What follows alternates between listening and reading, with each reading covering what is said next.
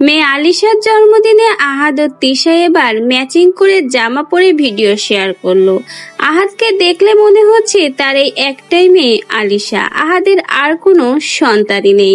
আয়াস নামে তার একটা ছেলে আছে, এই কথাটা হয়তো আহাদ ভুলেই গেছে। মেয়ের 1 বছর পূর্তিতে এবার মেয়ের সাথেই ম্যাচিং করে একই ড্রেস পরলো আহাদ ও তিশা। এখন তারা মেয়ে আলিশাকে নিয়েই মেতে আছে। আয়াসের কথা তারা হয়তো ভুলে গেছে।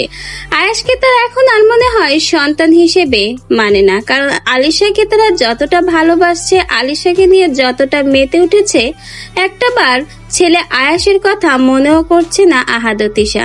এবার মেয়ে আলিশার জন্মদিনে তাদের পোশাকের ভিডিও শেয়ার করলো আহাদ এবং সেই পোশাক পরে একসাথে ভিডিও করেছে তারা 3 জন, আহাদ, তিশা এবং আলিশা। দেখে মনে হচ্ছে তারা খুবই খুশি মেয়ের 1 বছর পূর্তিতে। তাদের মনে আনন্দ যেন ঢেউ খেলে যাচ্ছে।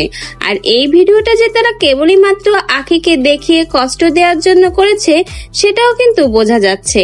তারা চায় আখি এইসব দেখে জ্বলে পুড়ে শেষ হয়ে যাক। আখিকে কষ্ট দেওয়ার জন্যই তিশা এইভাবে এই ভিডিওটা করেছে আহাদ এবং তার মেয়ে আলিশাকে নিয়ে।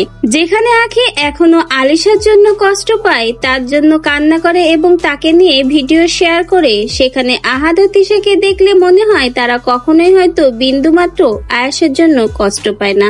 তারা এখন অনেক সুখে আছে। বিশেষ করে আখি আর আয়াস চলে যাওয়ার পরে যেন তাদের দেখলে মনে হয় তারা একটু বেশি সুখে আছে। তারা চেয়েছিল আয়াস আর আখি যেন তাদের জীবন থেকে চলে যায় এবং তিশার সেই ইচ্ছেটাই যেন পূরণ হয়েছে। এবার মেয়ে এবং অনাগত সন্তান নিয়ে শান্তিতে থাকতে চাই তিশা। তিশা যেন আখিকে ভাগিয়ে এখন বেশ শান্তিতে আছে।